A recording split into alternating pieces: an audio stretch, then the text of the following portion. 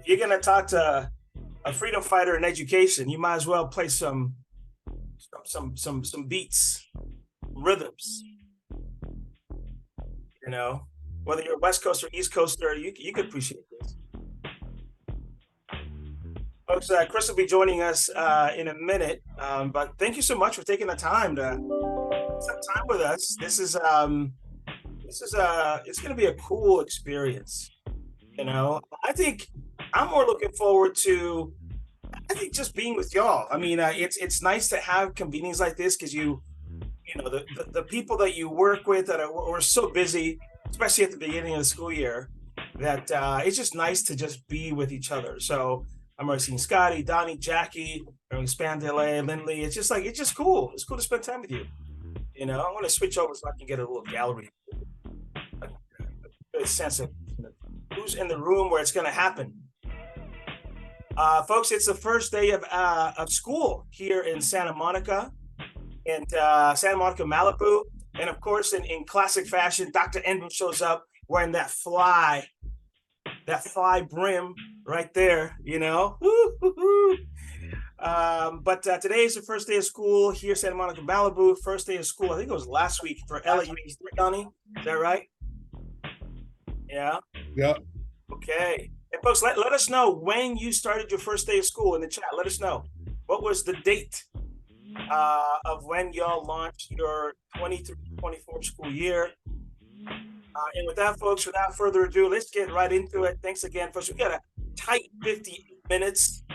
And so I want to dive right into it. Welcome, folks, to we're proud to host a conversation, coming together the community around how to bridge divides, how to build community through our work, through our practice, through our own individual efforts. I really want to thank my team over at Mizzen by Mott and Haley Minke for helping put together our time today.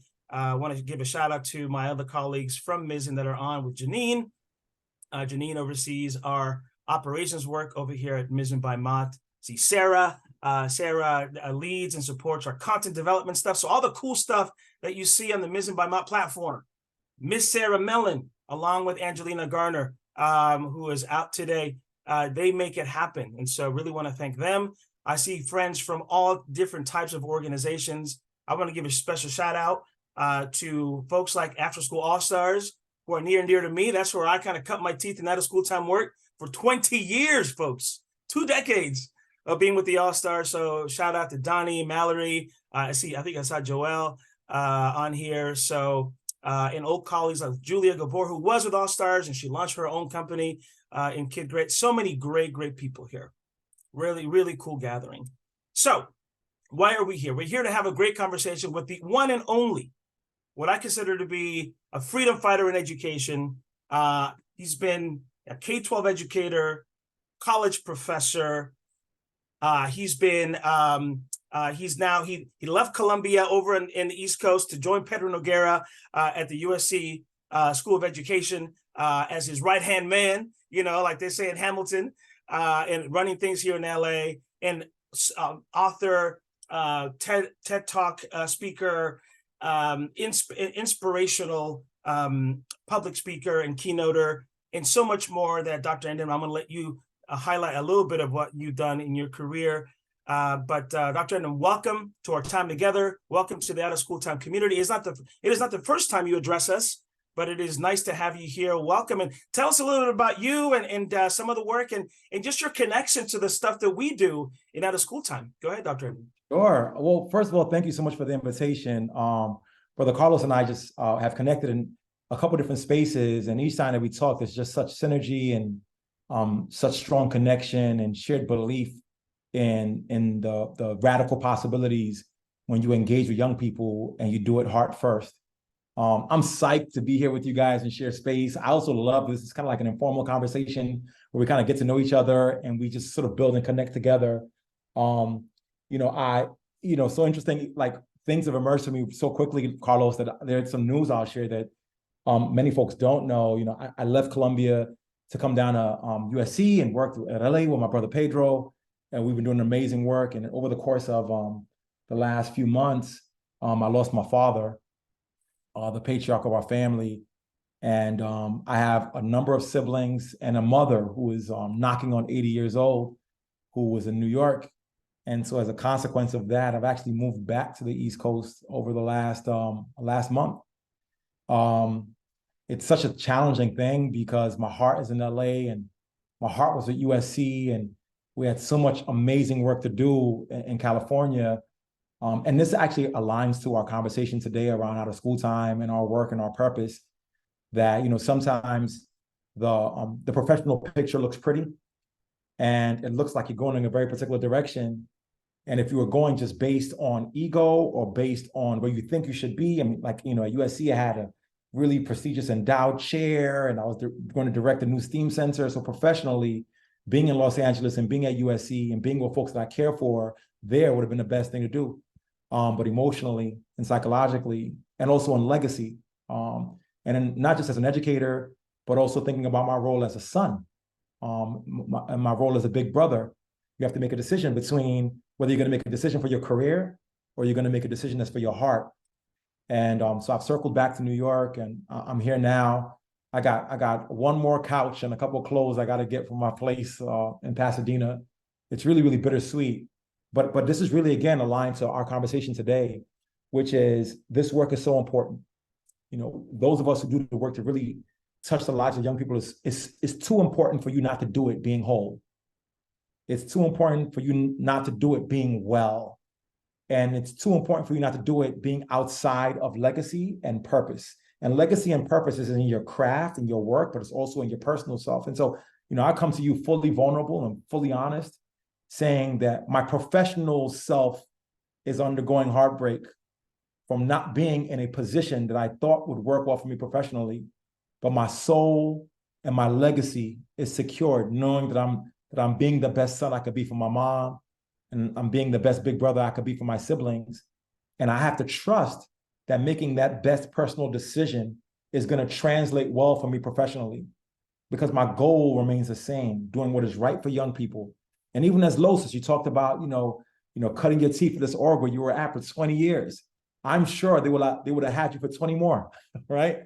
But it's also saying, our work for young folks and after school programs, et cetera, is important enough for me to be able to go to Mizzen and extend on my mission. And I'm sure any of us who has to make decisions about where we're supposed to be versus supposed to be professionally or supposed to be in the natural, in the physical, right? In the professional narrative, those are easy. But when you know who you are and whose you are, your purpose, your mission, your calling, as not just a professional, but a full and whole human being, the work gets done. And so I say all that to say I'm now back in New York. I have a couple of opportunities that have emerged. It's so crazy in New York. Folks have asked me, I've been asked to come back to Columbia and have an endowed chair and do a bunch of different things. But I also understand that my work is never about the title. It's never about the position. It's always about the purpose, right? Say it with me. It's never about the title. It's never about the position. It's always about the purpose. And if you operate in purpose, everything else works itself out. Like Carlos said, at the end of the day, professor this and whatever that, I'm a teacher. That's the thing I'm most proud of, is that I'm an educator. I spent a number of my early years teaching middle school science and math, and then teaching high school physics and chemistry. That's the biggest piece of my identity. If somebody caught me in the street and says, Dr. E, what do you do? Right? I wouldn't say I'm an author. I wouldn't say I'm a professor. I wouldn't say I'm a researcher. I would say I'm a teacher. And as we spoke, I'd probably share other pieces of who I am, but I'm a teacher. And I'll share this. Can I share something else a little personal with you guys? Is it okay if we just go here today? Please, brother. You know what? And let's pin you. Yeah. Haley, let's get him, full screen so we can just take it all in. So go ahead, Dr. E. Yeah, I want to share something with y'all that I don't share with everyone. But I think will help you to make sense of where I am and what I want to leave you guys with. And if you could let me share screen, I can. Guys, this is my dad. He was the Dr. Emdin before I was Dr. Emdin. And as you can tell, I followed in his footsteps. If you've seen that first image, you see that bulletin board in the back there, it says math and science. He was a teacher. He taught middle school math and science, and he's who made me want to teach. I have tons of images of him in the classroom. The second image is him, probably in the mid 80s and 90s, with some students that they said were the most troublesome students that no one could ever reach. And if you notice, my dad wore a shirt and tie every single day for those kids. And people would always ask him, like, why do you dress up for them? And he says, well, they're the most important people. If you're going to go meet the most important person, if you were going to go meet the president, wouldn't you wear a suit and tie? Wouldn't you dress up the best? And he dressed up every day for those 5th and 6th graders. He showed up every day for them. And that's who I aspire to be, and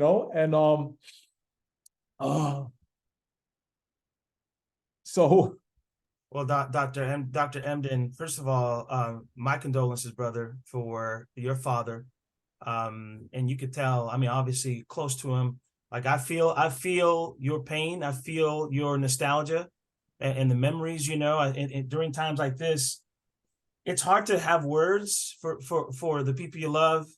And I always say, my wish is that you go from tears of sadness to tears of beautiful memories, right? To make that transition. And thank you for being that vulnerable, because you've modeled beautifully what draws youth to us is when we are whole, when we are well, and you've modeled that for us beautifully today. And we may have an agenda, much like a lesson plan, right? We may have the agenda for today's talk, but you've modeled what it means that you've come into a space.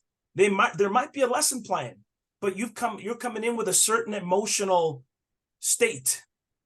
And that lesson plan, sometimes that agenda does not match that emotional state. Oh, you're spot on, brother. You know what I'm saying? It's so spot on. It's so spot on. I always tell people that vulnerability is a superpower.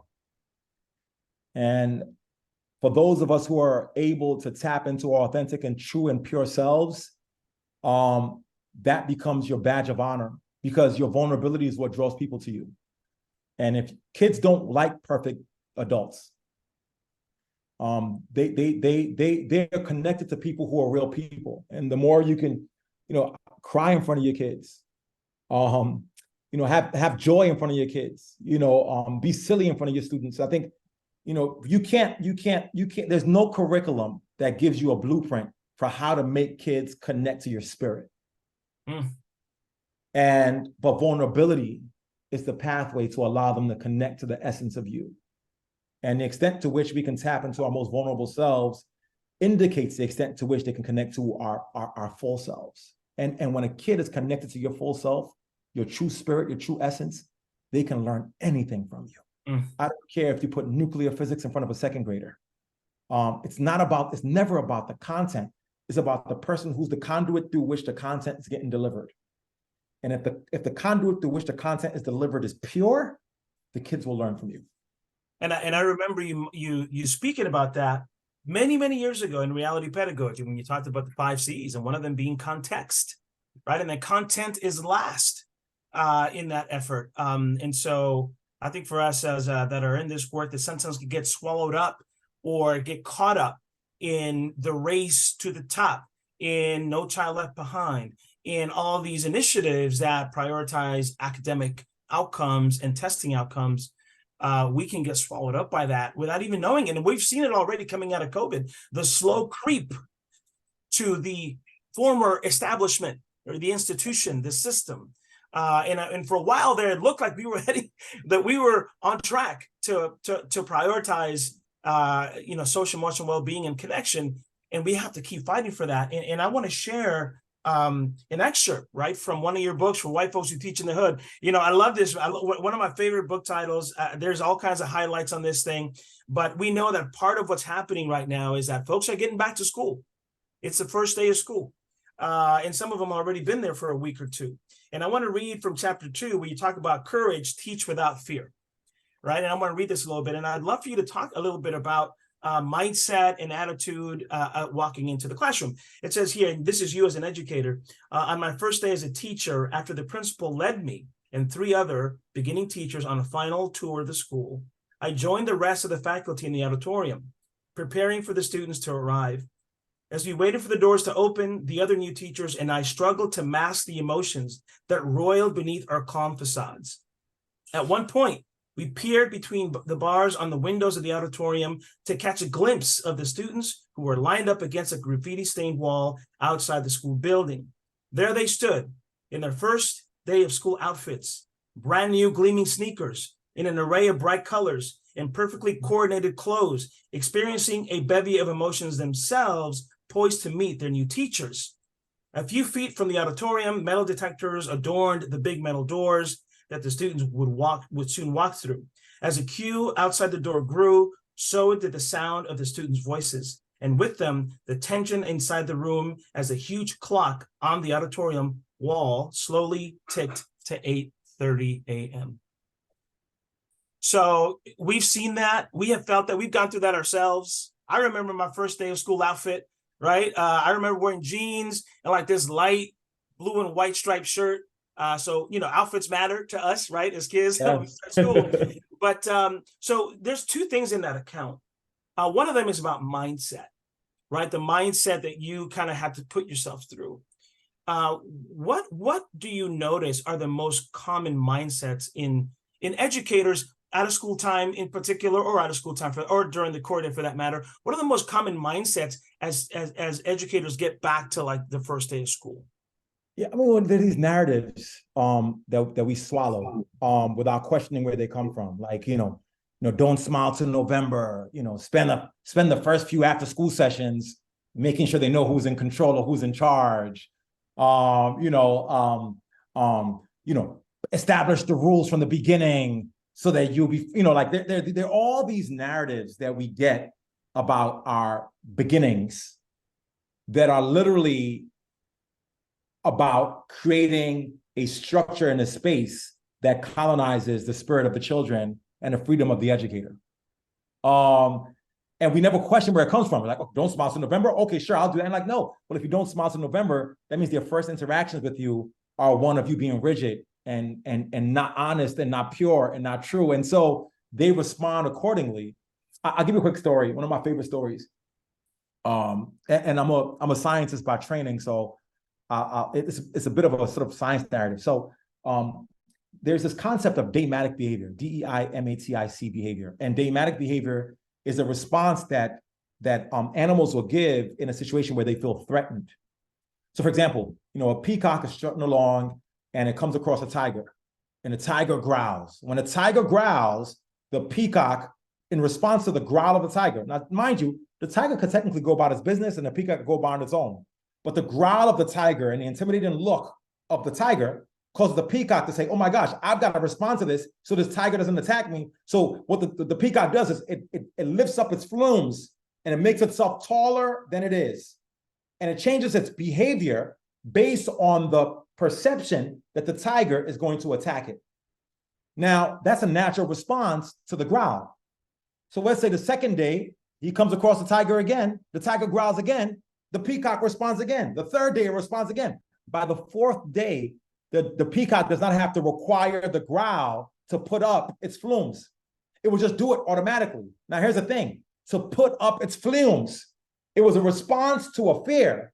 But if it's done it enough times, that becomes how it enters into any space. And its heart rate is increased. Its vigilance for danger is increased. It puts himself in an uncomfortable position permanently as a consequence of the threat of the tiger. So the question becomes, now that peacock is always operating on high alert, high flumes, it's never its most comfortable self. But the reason why it's that way is not because that's how it is naturally. It's not what it's supposed to be. That's not how it wants to engage in the world. It wants to engage in the world just being free, but the growl, the teachers, here are the rules. Listen to me. This is who's in control. This is not just like your regular school. This is an after-school program. Follow my rules. We have a test score. The more you bark the growl of the tiger on the baby, the more the child responds with deimatic behavior. And once that deimatic behavior becomes permanent, you now say, well, I stopped growling. Why are they still that way?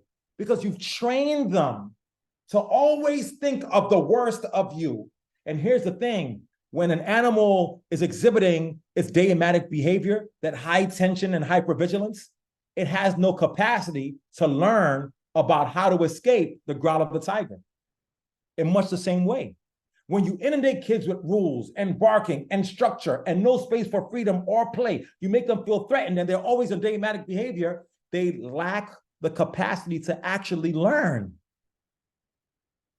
So what is our work? Our work is to ensure that we create the context where the peacock is actually most comfortable. Let it know that you're there to actually guide its surroundings in its environment. Let it know that it's free to be itself. And it is only when a child feels free to be themselves that they do not respond in daymatic ways to the growl of the teacher voice.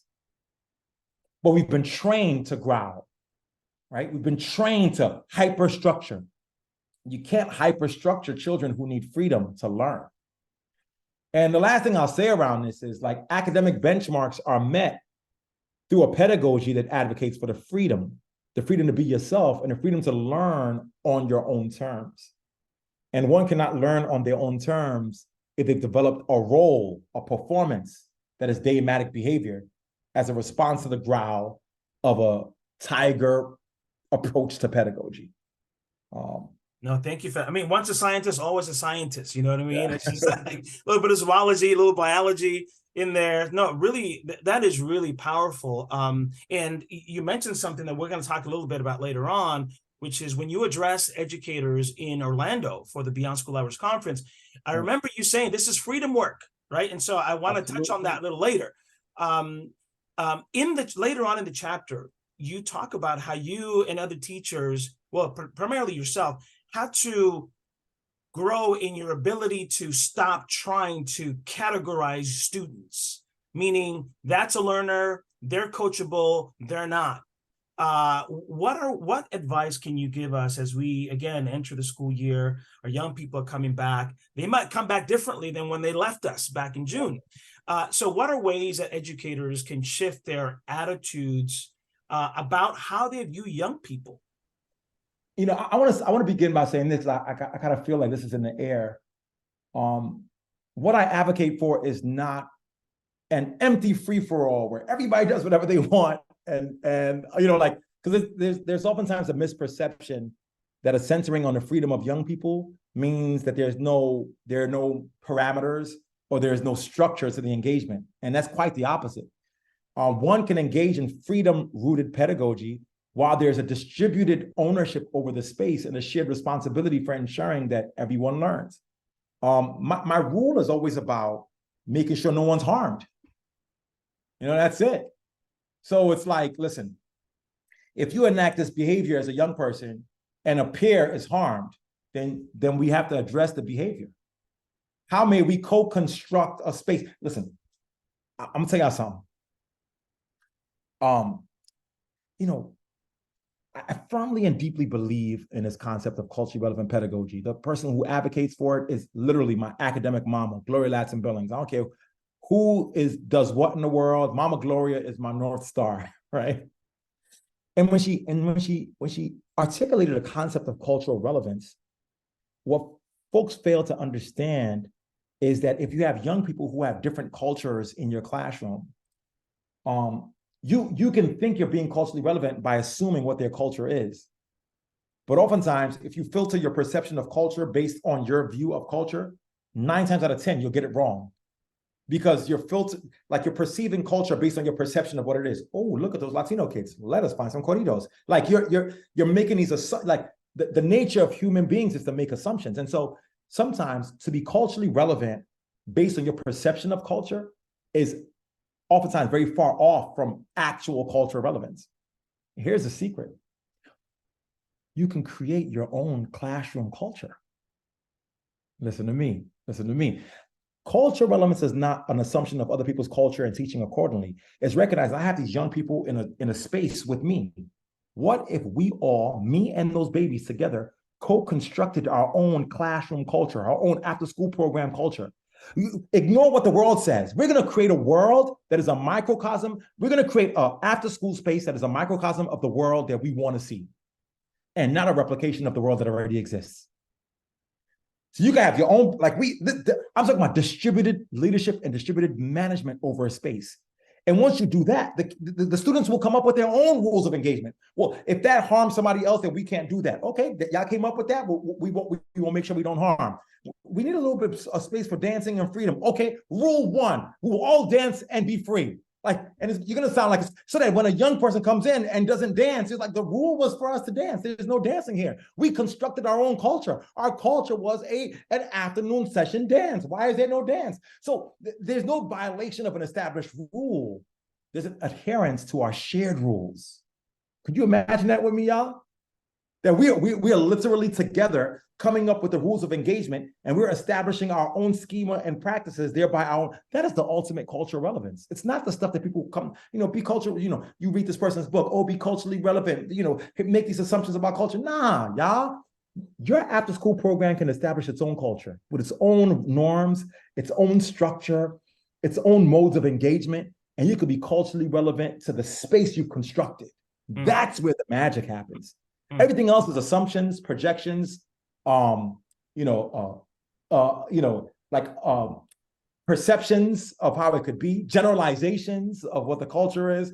And, whenever we leave our pedagogy to our imaginations, and we've not ensured that our imaginations are aligned with our spirits and our spirits are aligned to the kids, you end up in a really bad place. Because the worst thing you can do is in your mind think that you're attuned to the culture of young folks, but in your practice, you're the opposite. It's the worst thing, because then no one can convince you that you're doing something wrong, because in your head, you're like, oh, no, I'm right. I'm doing culture. Look at me. I'm abolitionist. I'm anti-racist. I'm like, your mind has constructed all the terms. And so you don't realize that your practice does the opposite. Oh, hey, son, you okay? You can come hang out. You want to come hang out? Yeah, come on in. Yeah, come kick it. Hey, everyone, this is my son, Malcolm. What's up, Malcolm? Oh, yeah. I love it. Yeah, mama's out today and he's hanging out. He was supposed to be quiet while dad had this conversation. Yeah, no, but I always say, if he pops in, there's got to be a purpose and reason. Maybe his presence will help someone in here to engage better. So, what's up, Mr. Malcolm? Hey, I'm a Spider-Man fan, so I'm digging your shirt. Hey, Mal. Dr. E, you said something that you talked about also in reality pedagogy, which, folks, as we think about these themes of bridging divides and building community, you talk about culture, but you reference culture as cosmopolitanism, right? The effort of bringing in the community into your school.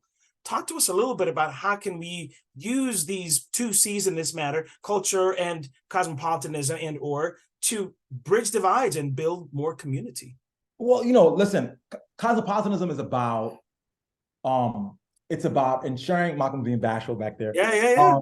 Cosmopolitanism is about ensuring that the lines between the school, the after school, and the worlds the kids are embedded in are so blurred that you can't tell the difference between them. Ideally, it's an ideal case scenario, right? You want kids to be so comfortable in school that when they go into after school, they're flowing. And if they go into their hood, it's the same flow. Hey, son, can daddy have a minute to finish this thought? You wanted a gummy bear? Is that what you wanted? Can I have about 5 minutes and then I could run over and get it for you? Is that okay with you? Thank you for understanding. I appreciate you. Ooh, nice combination of youth development and parenting, because sometimes it's hard to do both.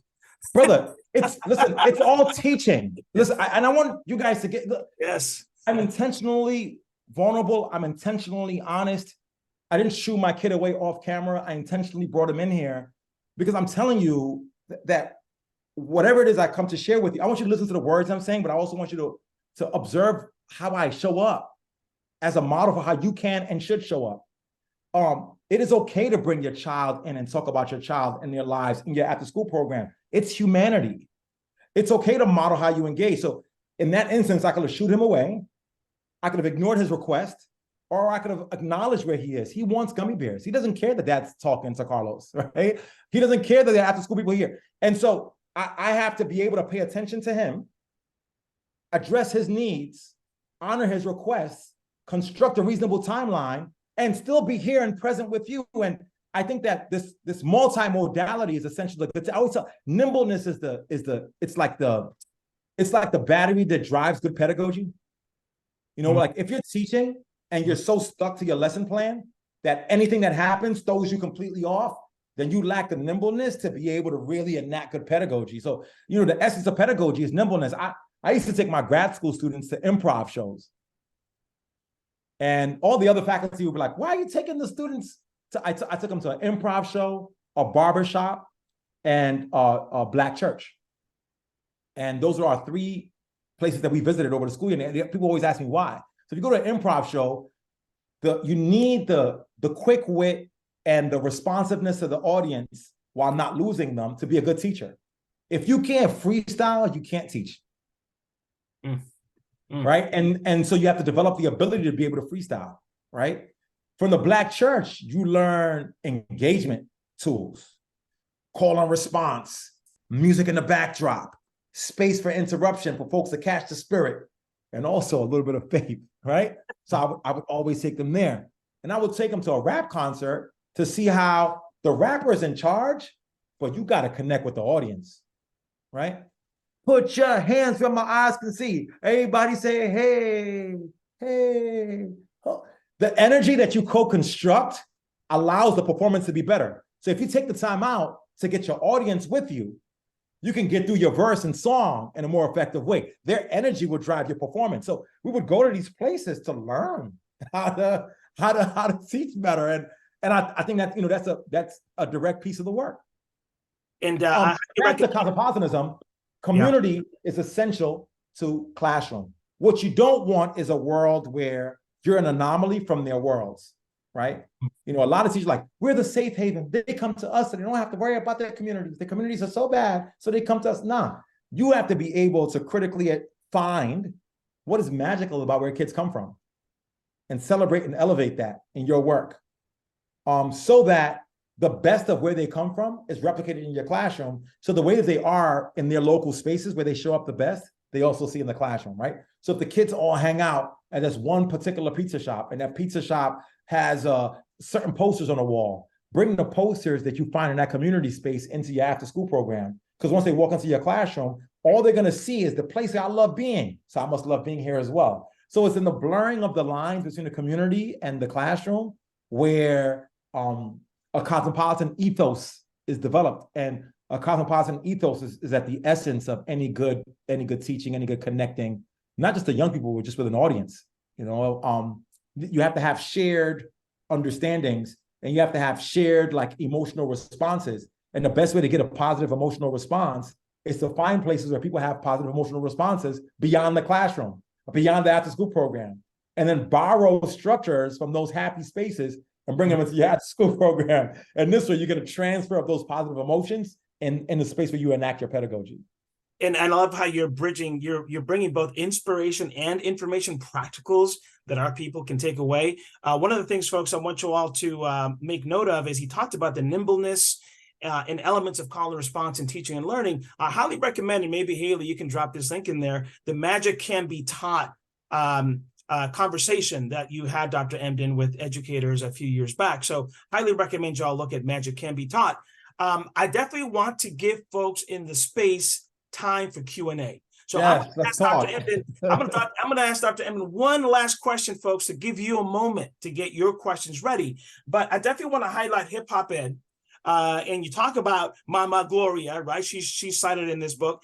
And one of the things that I've always been that means a lot to everyone in this conversation is bringing educators together. And you talk about in your book how when at the outset of starting the hip hop education community, hip hop ed community, there was this effort to bring your comrades together, that's the only way that the work can progress. And the only way that we can break through and have authenticity is by making sure that these agents of change spent time together and not siloed and separated. Yes. And that's my wish and desire, not just as an organization here at Mizzen to bring people together, but even personally, the power of educators coming together. Can you share a little bit about that, the importance of that, and creative ways that our colleagues can be with one another to do this good work? Look, agents of change in isolation will eventually get exasperated. When you feel like you're the only one in your space and it's just you against the world, you can't, it's not sustainable. And listen, can I just be frank? Listen, when Brother Lowe's asked me to talk, today to y'all and community, like we connected because I just felt his spirit. Like I was like, this dude just cares about after school programs and cares about kids. Like we didn't know each other for a very long time, but I saw him. Like I saw the essence of him and what drove him to do this work, right? So our relationship was forged based on just like, if this dude is wherever he is and he feels this way about kids and communities, then we need to be friends. And if he needs me, I need to show up for him.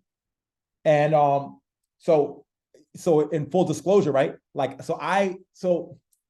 like after I wrote this book that was kind of big, and then like I wrote other books and done things. And so like the way that the world works is like, once you do those things, then you get a manager, right? So like I have a business manager and I have like a speaking bureaus that represent me. Like there's this big machine that I didn't construct, but that kind of gets created, right? And so usually if I have to give a talk, like you got to talk to my business manager, and then my business manager sets a price, and then the price is set based on my calendar, and the calendar is best, and it's like all these things. And like if I told my business manager that I was talking to y'all, they'd be like, well, what's the fee? Like, what did you get paid? What's the honestly, right? The natural question they would ask are all these things. And yes, I speak and I like to get paid for my speeches and all that, and that stuff matters to me. But what matters to me more is if a kindred soul rings the bell and says, brother, I need you. Right? What do? You show up.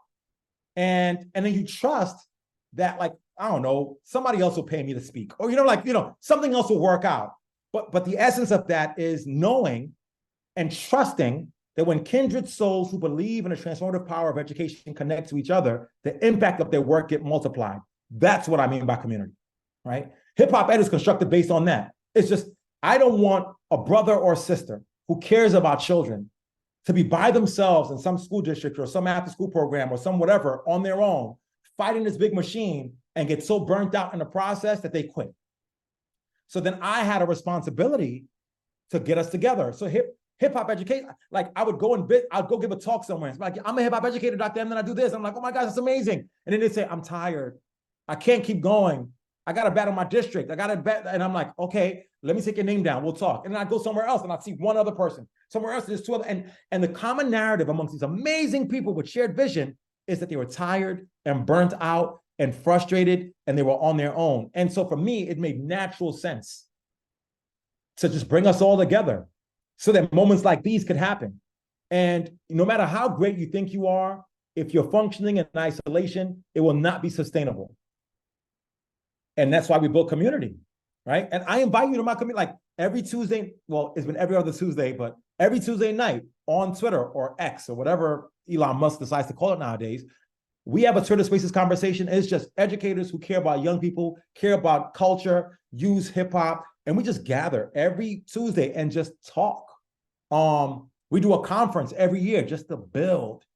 What's the point of this? Be friends with each other, right? Don't just come to this webinar, like in your chats, see somebody who put a nice message up, email them, connect with them. If they're doing something and you can show up, show up. If you can't, say, I can't, but I can probably do this. And it's in the community that we connect to with each other that we get strengthened. So I'll tell you what's also happened. I've had people in my network then be attacked by a school district, right? That under normal circumstances, if they were on their own, it'd be done for. And all they have to do is send a hashtag hip hop ed and say, guys, this is happening to me. I need your back. And then there's a superintendent somewhere that we know in our network who will advocate, or I will write a letter, or we can get some people who are in the local school board to support them. And all of a sudden they were like, oh my gosh, like I thought I was by myself. You're never alone if you care about kids. Like as long as I'm living and breathing on this planet and you care about young people and your heart is in it, I got your back. And that might not count, but the whole hip hop ed community got your back. And that has strength and that has power and that allows for possibility. And so for me, community work is everything. Don't do it for the check, do it for the love. Have the intuition to recognize people who see you and who you see. If your heart says that's a good person, follow your heart, follow your instinct. If your heart says go far away, go far away. I pray for two things consistently in my life, right? The first one is I pray to always operate in my purpose. right? That's why I left LA, right? Like I was, it all looked good. And I was like, I need purpose, I need direction. And I heard, go home, Chris. You need to be home, Chris. And so even though the check was there from USC and the titles were there, I followed my purpose and came home. And the other one is discernment. I always reflect back, those who don't believe in prayer, maybe it's just about reflection. I always say out loud, like I wish and pray for the ability to see people for their purest and best selves. I pray and wish for the ability to see people in their purest and best selves. And so when you always see people for their best selves, all of the stuff goes out the way, and then you see their heart. And if the heart is pure and the heart is good, then you create community with them. I don't know if that's helpful. It's just the way that I operate in the world, and I hope it resonates with you. Thank you, Dr. E. And thank you, brother, for the kindness you bestowed upon me to come here today. And I love how you call me Los. You know, there's very few people that call me Los. That's like high school days, bro. So no, I really appreciate that. And we've got a couple questions for you. I think one comes from Julia Gabor. So Julia, I can read it, or you can come off mic. I'm off mute and ask it yourself. Okay, Dr. E, I met you at South by Southwest after your speak. I grabbed you and I told you that I had a pass that put me where I am. You gave me a big hug. Thank you. Big fan. So one of the things I'm wondering as a facilitator for leadership and for frontline staff and out of school time is that, you know, you're so inspiring, right? Someone could listen to you and be like, yes, I'll go do that. I'm going to live in my purpose. But for the people who don't hear you, what's the one thing that you would share to a frontline staff person that's brand new? They're 20, 21 years old. They haven't worked with kids. They don't know how powerful they are and that they can create this magic. What's the one thing that you would share with those folks? You know, whenever I talk to young people who are early in the, first of all, also, thanks for the love. I'm glad to be reconnected, sending virtual hugs and all the things. You know, the one thing I always say to young folks who are starting out is, you have no idea the impact that you're going to have on the lives of children decades beyond now, right? So like, you always have to remind people of the legacy work of teaching. It does something to this. I'll say, listen, right now, you're not thinking about this. This is going to be a little bit challenging. You're like, what in the world is going on? But anybody who's had any impact on lives of people in the world began their careers or kept in the craft of teaching. What you're doing right now is you're defining your legacy for the rest of your life, right? Hundreds and thousands of people will remember your name if you get this right. Honor the power of this moment that you have. Not everybody else has this opportunity, but you have an opportunity right now to be able to construct a legacy that goes beyond you. I think when you activate the perception in the power of the craft, something happens in the heart. And I think sometimes the world doesn't do that, right? It's like, oh, you just teach. Oh, you're just doing that. Oh, you're just running a program. So the world demeans the power of our profession. So for those of us who are in it, we have to pour into those who are getting started to remind them of, this is legacy work. People are going to remember you forever for what you do right now. Do you understand how important this is? Anybody who's changed your world actually began as a teacher, and you have the honor to be doing that right now. I think reminding folks of this can be either the shaper or the determiner or the orchestrating of your legacy, gives them a certain gravitas to what they do. So I always begin with that. Like if there's an inspirational thing, I always say to new teachers, like, yo, fam, you about to go teach. You're about to go create a legacy. Like people will know your name forever. Like this is what is going to be what marks who you become later. You might leave the field later, or if you're really, really good, you might stay forever. But this is the beginning of your legacy. Take it seriously. Have fun with it. Enjoy it. Know that what you do right now will be how folks remember you for years to come. That always gets folks to remember their purpose. I just want to like run around in circles and just swing my arms in the air all over the place. I mean, it's just so crazy. I feel like I'm at Thursday church, you know. Really appreciate this, Dr. E. Scott, you've got a question. So option for you. You can ask it or I can read it. I'll read it. Hey, Dr. E, I'm a long-time fan back from your first book when I was in the classroom. I now support educators. So virtual hug. Thanks for all. Same. Thanks for those ideas that you create and motivate as I lay down a rhyme there. And I noticed while you're talking, and as a fellow word nerd, I really appreciate the intentional way that you choose and select words. And I noticed that you haven't once said the word democratic. And I'm guessing that that's probably intentional. And you haven't stated the word authority, but it's throughout the conversation. And so can you talk a little bit about that adult, child, student, teacher dynamic within that context? You're right. I believe that words are things, and I think there are certain words that get politicized, and so they have meanings attached to them, whether you like it or not. And so when you use them, you unknowingly bring in all that gets attached to them. So you're right. There are certain words I don't use. There are certain terms that I'm more likely to lean into. And it's because I see kids are human beings. Like, they're younger human beings, but they're human beings. So the idea of imposition of my or your or a world's perception of who they should be, and sort of like this notion of being authoritative or I'm in charge of. I'm not in charge of anyone. I'm working with other human beings to create the conditions that are best for them. And I think that viewpoint allows us to be just more effective at our craft. And I don't want to ever use words, things, or expressions that are so attached to other things that are not my intention, because then you have to spend all the time undoing all the things that folks bring into the space. So yes, you're right. I am a word nerd. And I am intentional about the words I choose. And I do stay away from words that become too loaded with jargon that don't mean things. And then I use certain words that are attached to certain things that I want to bring in. But it is intentional, and it is a political act to utilize language that's about co-construction rather than implementing somebody else's plan or idea. And I also love your shirt where you name yourself as an entrepreneur. And I think that entrepreneurship is a piece of education that's oftentimes missing. I think we are entrepreneurs. We operate with an entrepreneurial spirit. We have to be innovative. We have to be creative. We have to be able to pull ideas. We have to be able to construct ideas. We have to be able to put ideas in the world. We have to be able to earn funds to be able to support the ideas going forward. And I think that that's become a dirty word for educator, like entrepreneurship and education. What do you mean? I'm like, no, hell yeah. We need edupreneurs because the established systems don't work.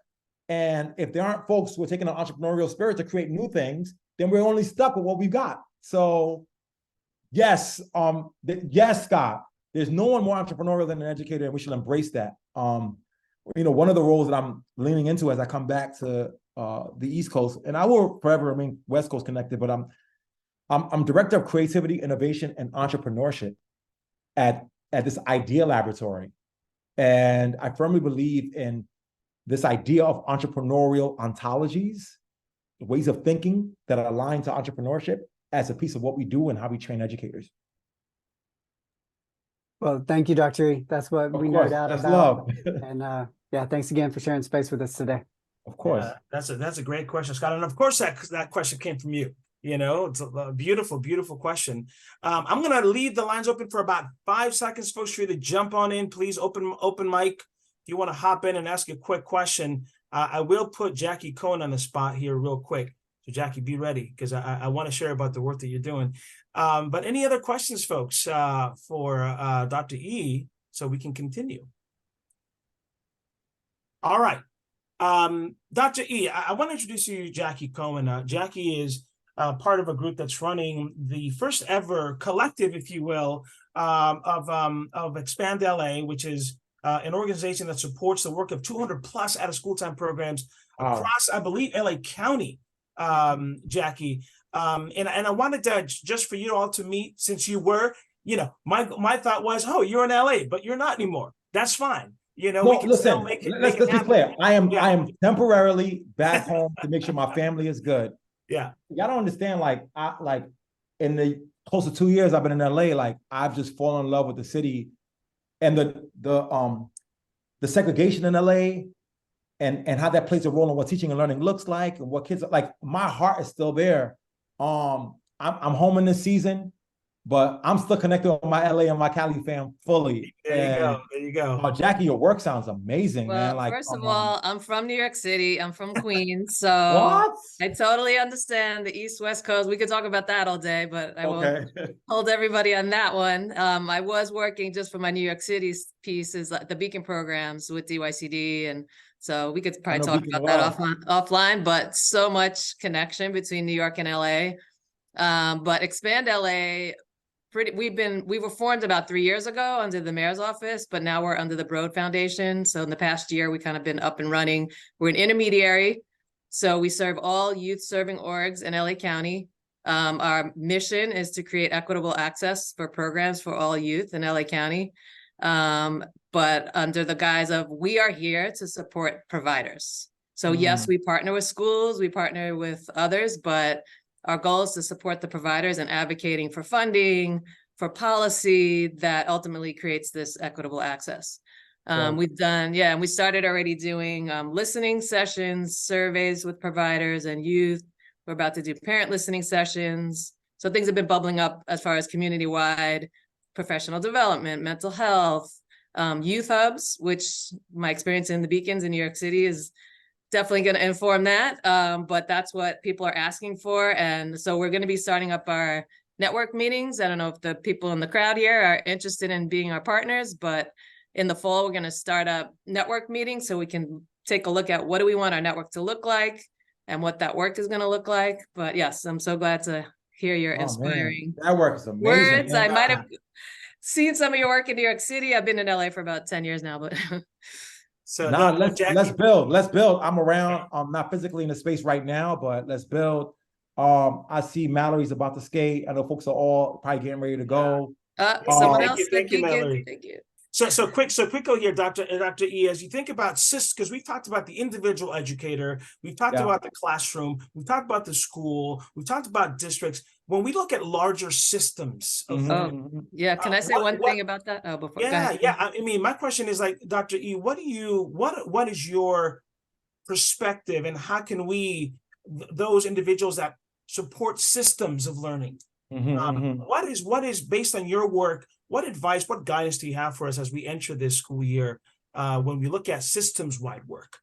Yeah, let me honest to Jackie, because I know she wanted to say something. Yes, well, the systems piece, thank you, because you reminded me.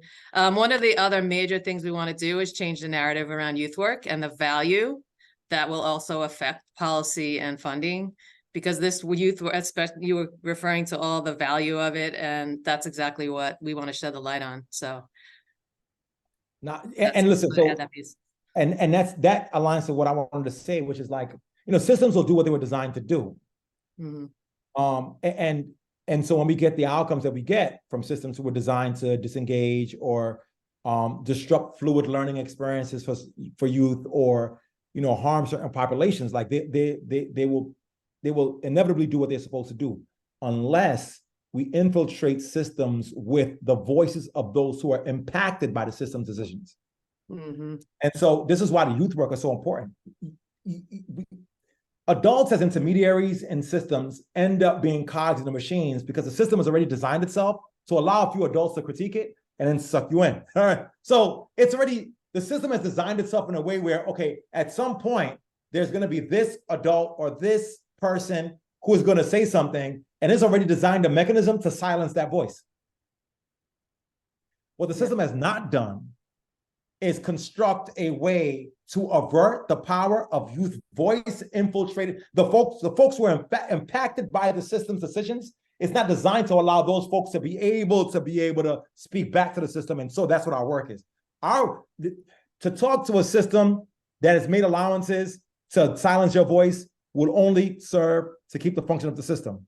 So our work has to be then to elevate the voice of the youth and have them speak directly to infiltrating the system. This is why I do a project like Science Genius, where young folk, they're rapping, they're rhyming, and then they're saying, yo, I learned better my way. And the system saying, no, we're here to help your learning. And then these kids will say, well, what you've done is not working for me. This is working instead. So it's forcing the system to interrupt the structure it's done. And so the only way to interrupt broken systems is to infiltrate said systems with the voices of the children.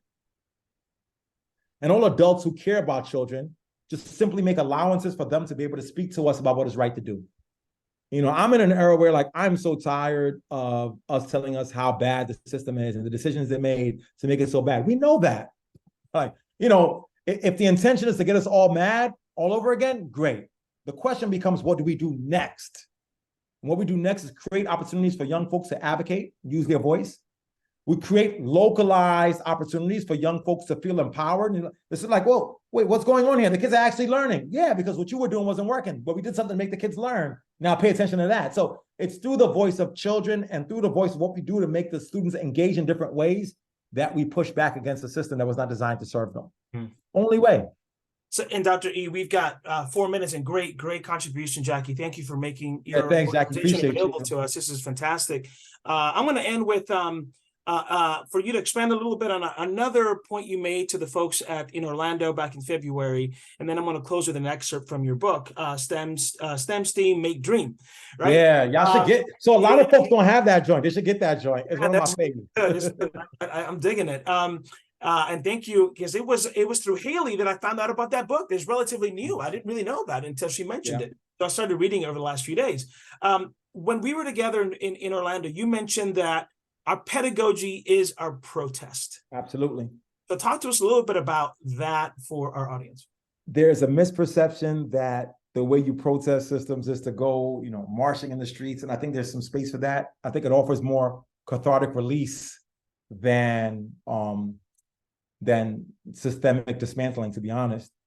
But, you know, folks have different ways that they go protest. And I from the depths of my soul, believe if you want to protest against political structures that are broken, curriculum that is flawed, racist approaches to how we engage in the world, the chief way you protest against those things is in how you teach. You want to make real change? Teach in ways that empower young people and ignite their passion. And so the ultimate form of protest is our pedagogy. Our pedagogy is our ultimate protest. Marching does not affect change the ways that transforming the lives of a child in the classroom does. And if you think about your teaching as the chief mechanism of protest that you engage in, where you allow young folks to be able to step up and step in and lean in and speak their voice and speak their truth and change possibilities, like that's the ultimate protest is good pedagogy.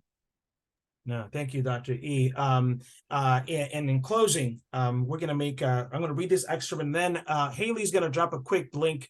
Folks, Mizzen by Mott is going to be transitioning and evolving into our own independent 501c3 as of October under the name of Mizzen Education. So please stick with us for information about what we're doing and how we're transitioning. We'd love to give you information and keep you posted about that great momentous occasion for us and my colleagues in this work. So STEM Stream Make Dream, I'm going to read an excerpt from this because it is at a school time.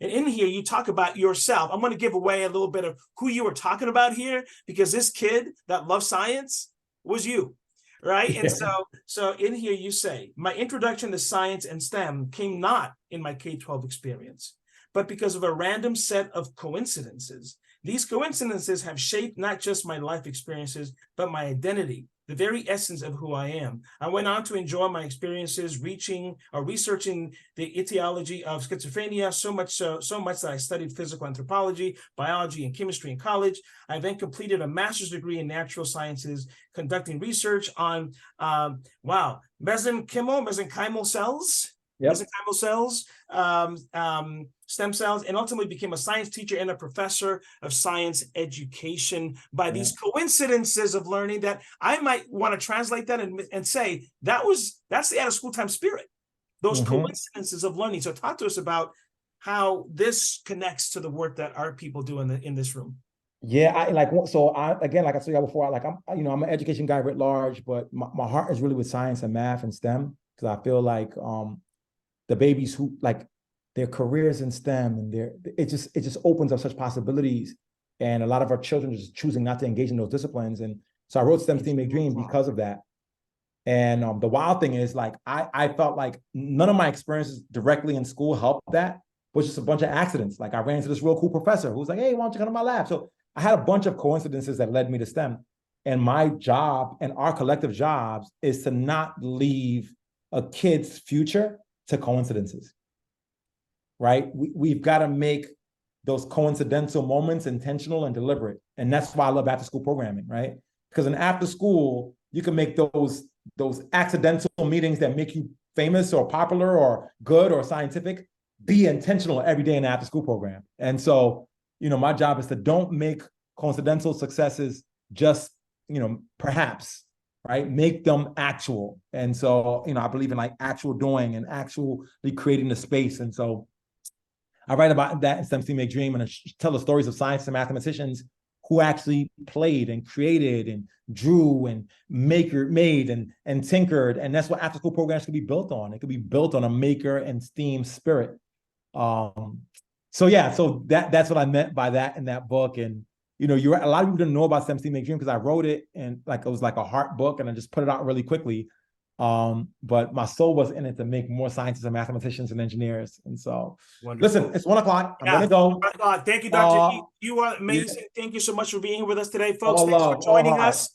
Thanks for all your great work, Dr. Emdin. Much love for your family. Again, our heartfelt condolences and for you and yours. And thank you for being with us, folks. Have an amazing school year, and hopefully we'll catch you on the Mizzen front. All right, keep shining, folks. Thank you so much. Peace, you guys. Take care.